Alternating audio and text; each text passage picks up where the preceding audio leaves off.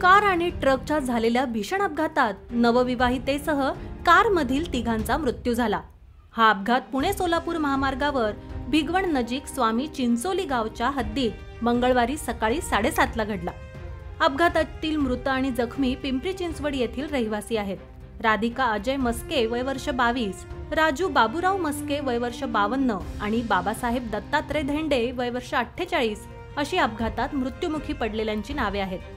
Car चालक अजय राजू मस्के आणि त्यांची बहीण काजल राजू मस्के हे गंभीर जखमी झाले आहेत। मस्के कुटुंब पुण्याहून धाराशिव येथे कामानिमित्त निघाले असता हा अपघात घडला।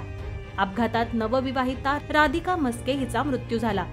अजय आणि राधिका यांचं जानेवारीत लग्न झालं होतं। रावणगाव पोलिसांनी दिलेल्या माहितीनुसार पुण्याकडून सोलापूरच्या दिशेने जाणारी कार ओव्हरटेक करण्याच्या प्रयत्नात पुढील ट्रकला पाठीमागून उजव्या बाजूने जोरात धडकली। अपघातात कारमध्ये चालक अजय यांच्या शेजारी बसलेली त्यांची पत्नी राधिका मस्के आणि मागे बसलेले वडील राजू मस्के हे दोघे जागीच ठार झाले।